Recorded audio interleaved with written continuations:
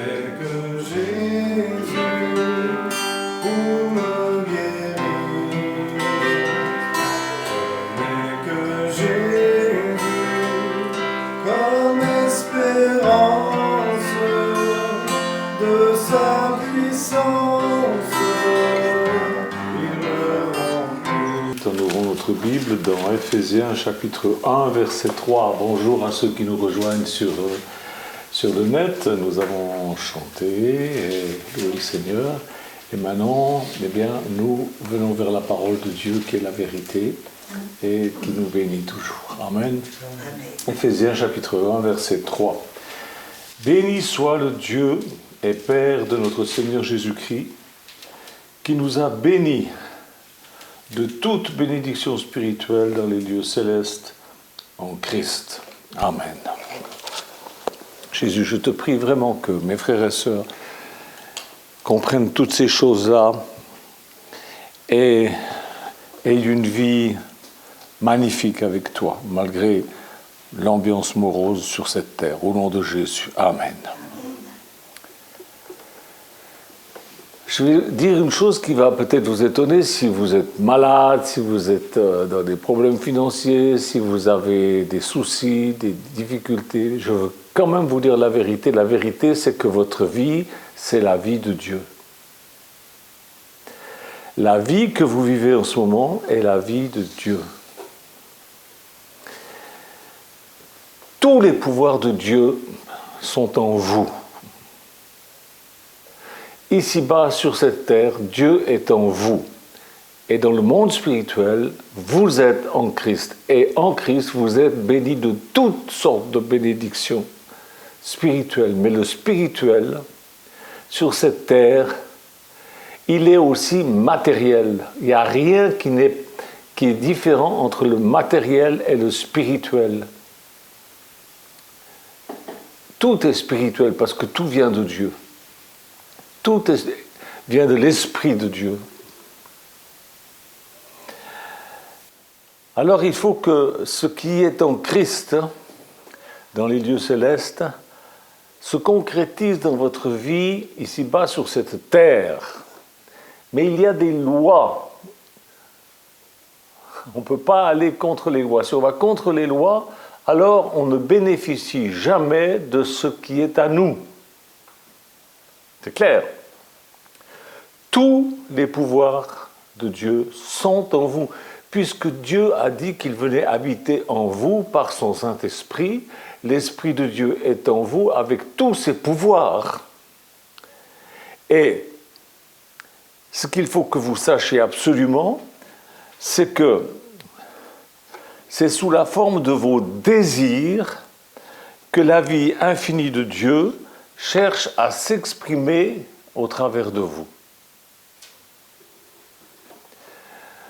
Vous désirez vivre, vous désirez vous exprimer, vous souhaitez être heureux, vous désirez être libre, vous désirez être en santé, vous désirez être prospère, vous voulez être ce que vous aspirez à être, vous voulez faire ce que vous aimez, vous désirez l'affection, vous désirez l'amitié, vous désirez une belle famille, un bon foyer, vous désirez avoir ce qui vous permettra de vivre à l'aise, alors écoutez.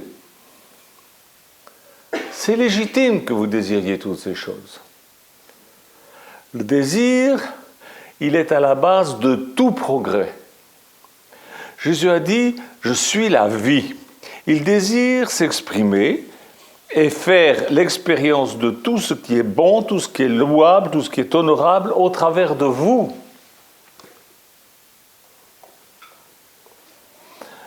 Ce que vous faites, c'est une réponse à vos désirs. Les désirs vous poussent vers l'action. Si vous désirez rien, vous faites rien. Le désir, c'est l'impulsion du principe de la vie. Quand on parle de désir à des chrétiens, ils pensent tout de suite « mauvais désir ». Mais il n'y a pas que des mauvais désirs. Qu'est-ce que c'est cette histoire? J'habite à la campagne. Et je vois les paysans semer des graines. Et pourquoi est-ce qu'ils font ça? Parce qu'ils ont un désir, celui d'avoir la nourriture pour eux-mêmes et pour leur famille. Si vous désirez de bonnes choses, si vous désirez des choses louables, des choses utiles, pour vous, pour votre famille, pour vos amis, pour la société, pour votre pays, là où on ne s'attend pas à avoir de bénéfices, si on ne s'attend pas à avoir de gains, si on ne s'attend pas à avoir de l'avancement, ben, il n'y a pas de désir, il n'y a pas d'action. On doit s'attendre à un bénéfice. Le paysan, quand il sème, ce n'est pas simplement pour faire le geste auguste du semeur et pour qu'on dise « Oh, c'est beau, gna gna ». Il est intéressé. On va lire Daniel chapitre 2, versets 20, 22. Voilà ce qui est écrit. Daniel prit la parole et dit « Béni soit le nom de Dieu d'éternité en éternité. À lui appartiennent la sagesse et la force. C'est lui qui change les temps et les circonstances, qui renverse et qui établit les rois, qui donne la sagesse aux sages et la science à ceux qui ont de l'intelligence. Il révèle ce qui est profond et caché. Il connaît ce qui est dans les ténèbres et la lumière demeure avec lui. »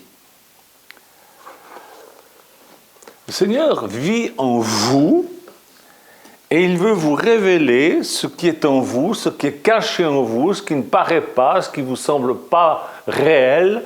Il veut le révéler en vous, au travers de vous. Et il y a des choses qui sont vraiment bien cachées dans les chrétiens. Et ils ne savent même pas qu'il y a des choses cachées en eux. Ils disent, oui, Jésus est en moi, alléluia, mais ils ne savent pas ce que ça veut dire. Avoir Jésus en soi, c'est immense.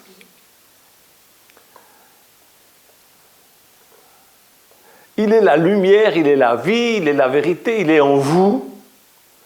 Et vous vous traînez comme des vermisseaux sur cette terre. Il ne faut pas. C'est lui qui, en vous, a le pouvoir de tout changer. Mais est-ce que vous voulez qu'il agisse? Vous allez tous me dire, oui, on veut qu'il agisse. Alors prenez du temps pour vous familiariser avec Dieu qui vit en vous. Établissez avec lui une relation amicale. Parce que ce qui compte vraiment, c'est Dieu en vous.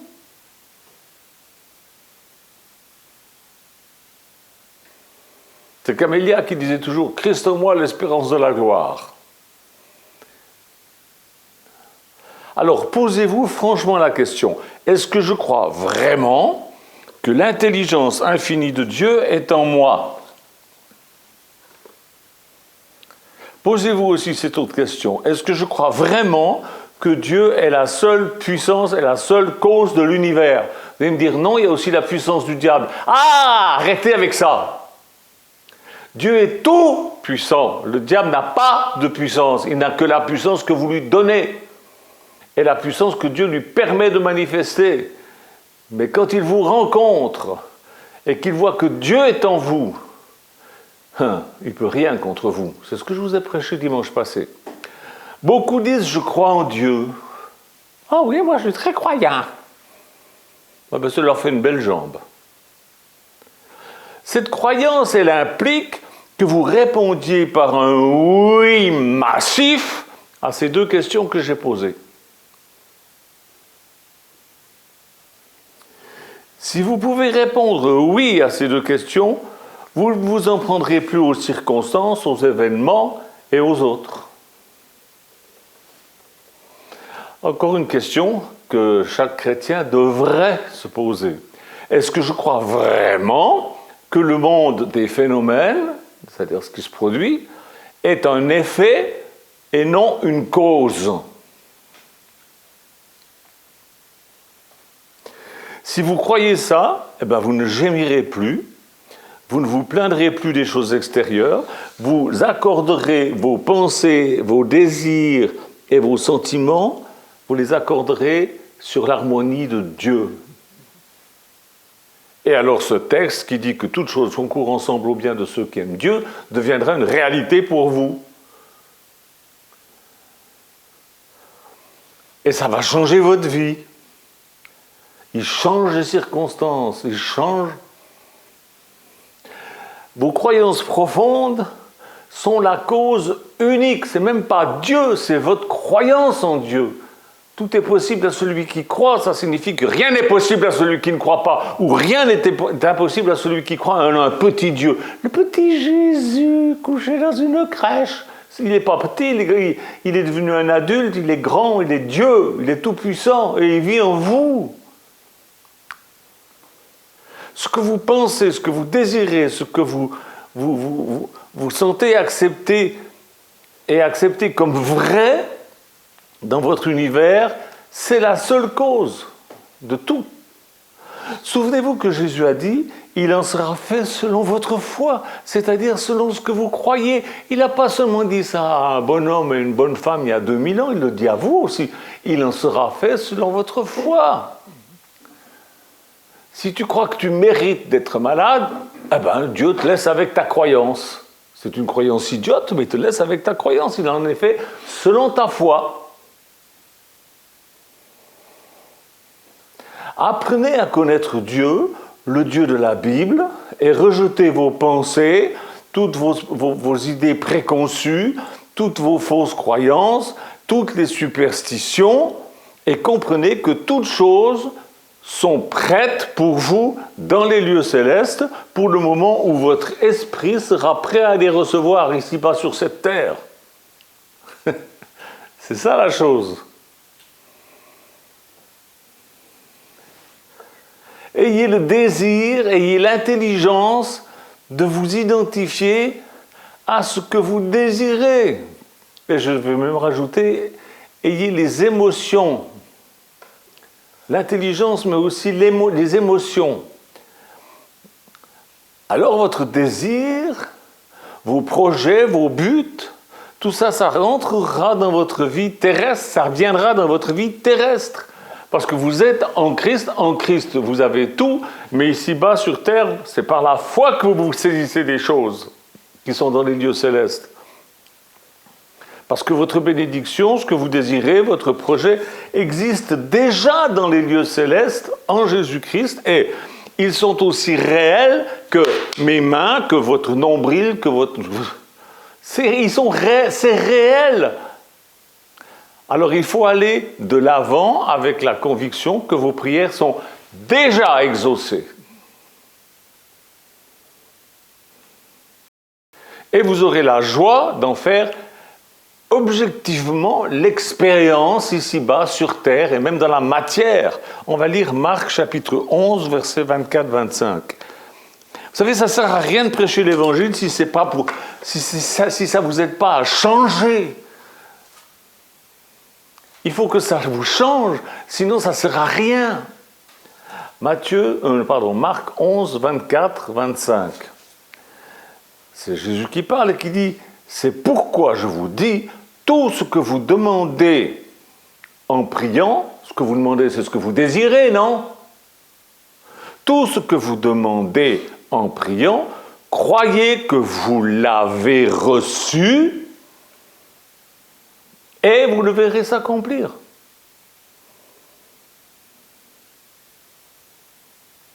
C'est pourquoi je vous dis, tout ce que vous demandez en priant, croyez que vous l'avez reçu et vous le verrez s'accomplir. Et lorsque vous êtes debout faisant votre prière, si vous avez quelque chose contre quelqu'un, pardonnez, afin que votre Père qui est dans les cieux vous pardonne aussi vos offenses. Ah, il y a quand même des lois, hein?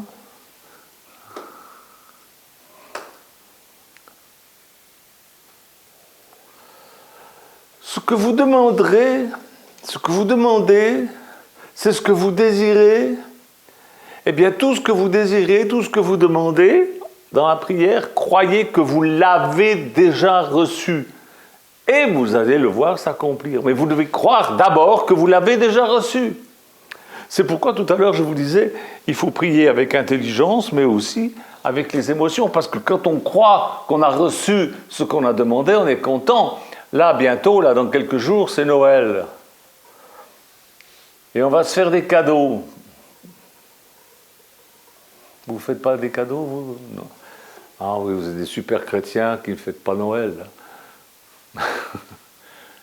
Nous, on fête Noël, on sait bien que ce n'est pas la naissance de Jésus, mais voilà, on fête Noël quand même parce qu'on sait bien qu'il est né un jour, et puis voilà. Donc on va se faire des cadeaux. Les enfants parmi nous, ils savent déjà ce qu'ils vont recevoir. Ils se réjouissent déjà maintenant. Émotionnellement, ils ont déjà la joie parce qu'ils savent qu'ils l'ont. C'est caché quelque part dans la maison, mais ils l'ont.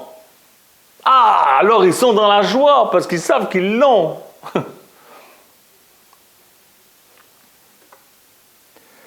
Parce que quand on croit qu'on a déjà reçu, on est déjà dans la joie. Quand on croit qu'on a déjà reçu, on est déjà dans la joie. Et puis on le voit s'accomplir. Vous voyez ? Je vous pose une autre question.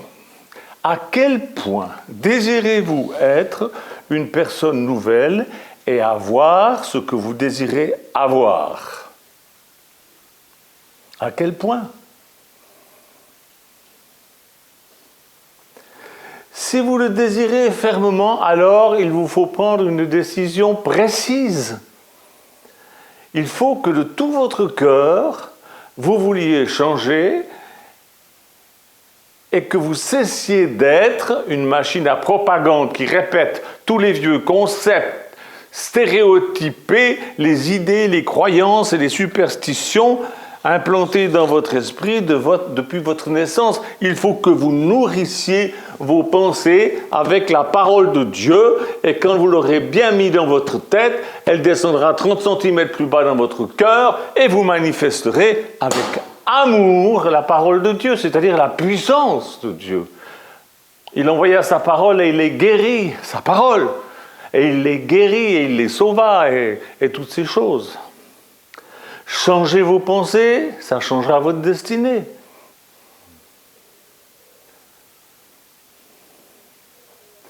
Ne permettez plus aux autres de penser à votre place.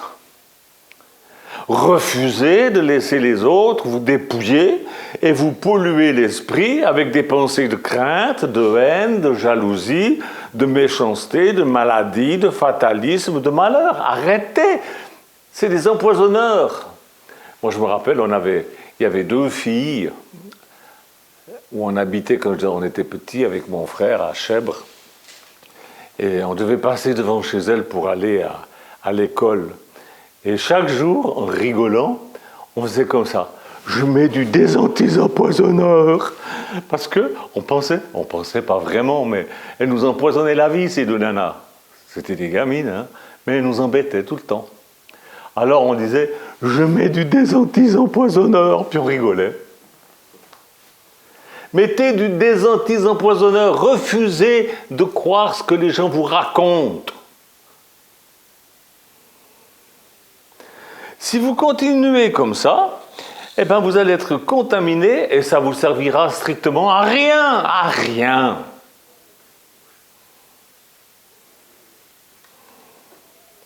Il faut que vous vouliez, avec assez de zèle et avec assez d'enthousiasme, prendre la peine de penser clairement et lucidement et spirituellement, parce que la pensée, c'est la seule cause.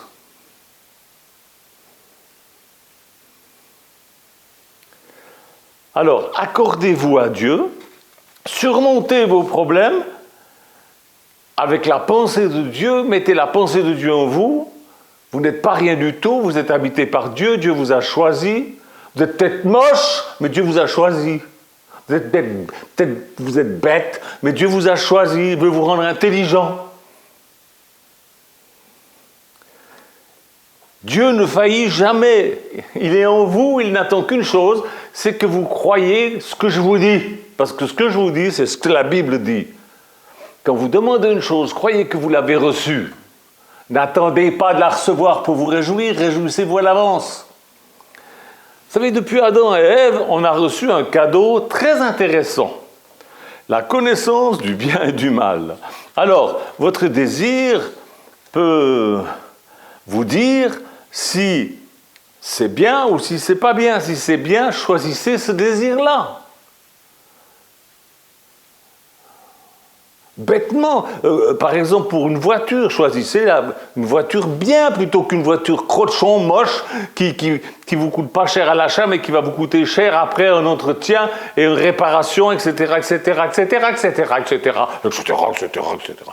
Vous comprenez? Choisissez le bien, le mieux. Dieu vous donnera les possibilités de le faire. Votre désir vous dit que ça c'est négatif, alors rejetez-le. Foutez-moi ça par la porte, à la poubelle, allez hop. C'est un mauvais désir. Il y en a des mauvais désirs, mais du balai. Vous voyez? Tous vos choix impliquent la perception de quelque chose de préférable par rapport à ce qui n'est pas bien et que vous devez rejeter. C'est ça la connaissance du bien et du mal aussi. C'est pas que négatif. Il y a de bons et de mauvais désirs. Par exemple, désirer de la nourriture, mais c'est légitime et c'est normal. Mais tuer pour de la nourriture, ça c'est pas bien. Avoir recours à la ruse et à la violence, c'est pas bien. Et ça va augmenter quoi? Ça va augmenter en vous un sentiment destructeur de culpabilité, parce vous avez belle de dire que vous ne vous sentez pas coupable, votre subconscient a enregistré la chose et il vous ronge l'intérieur. Vous savez, je sais de quoi je parle quand je parle de maladie et de trahison.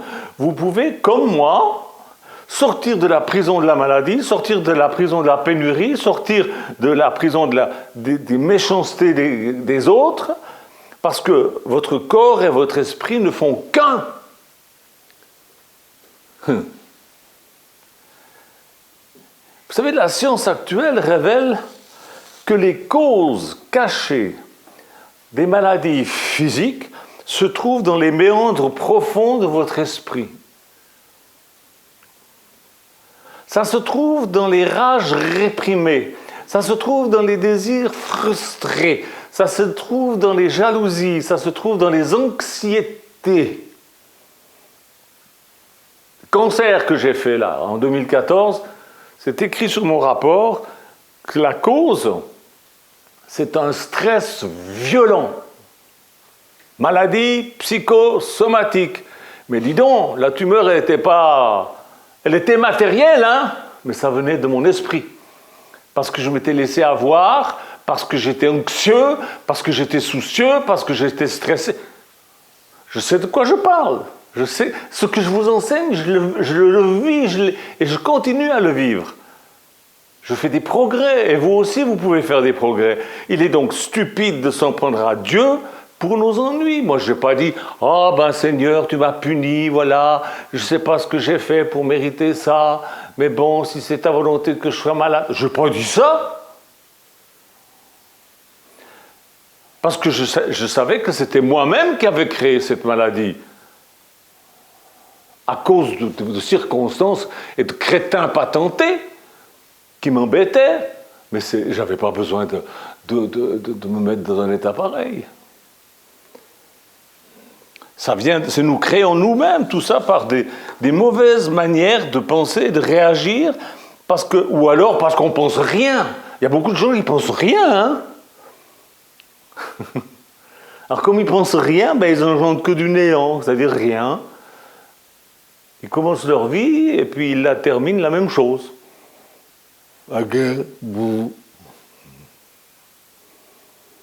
Alors j'ai terminé ce matin en vous disant Dieu nous a créés ainsi. Nos idées nous gouvernent et nous maîtrisent. Votre faculté première, c'est votre pouvoir de penser, votre imagination, vos désirs. Alors servez-vous avec sagesse de tout cela, de vos désirs, de votre imagination. Servez-vous judicieusement de votre imagination, de vos désirs, puisque c'est créateur, puisque c'est... Servez-vous constructivement de vos désirs et de votre imagination. Imaginez ce qui est beau, imaginez ce qui est digne de louange, et ça vous arrivera. Philippiens 4.8 pour terminer. Philippiens 4.8 pour terminer. Écoutez bien ça. Au reste, frères, et sœurs, que tout ce qui est vrai, tout ce qui est honorable, tout ce qui est juste, tout ce qui est pur, tout ce qui est aimable, tout ce qui mérite l'approbation, tout ce qui est vertueux et digne de louange, que cela soit l'objet de vos pensées. Voilà. Parce que ce que vous pensez, ça va créer votre destinée. Amen. Merci Jésus de permettre que mes frères et sœurs comprennent cela et que les bénédictions que tu as en réserve pour nous dans les lieux célestes en Jésus-Christ descendent sur eux maintenant parce que leur pensée est changée. Au nom de Jésus, ils ont la foi. Je leur ai enseigné de croire à l'avance, avant d'avoir reçu. Et je leur ai dit, et maintenant ils le croient, et je te prie que cela leur arrive, que leur maladie les quitte, que la pénurie les quitte, que tous leurs problèmes psycho-machins les quittent, qu'ils soient délivrés de tout cela, au nom béni de Jésus-Christ, mon Dieu. Amen. Amen. Au revoir.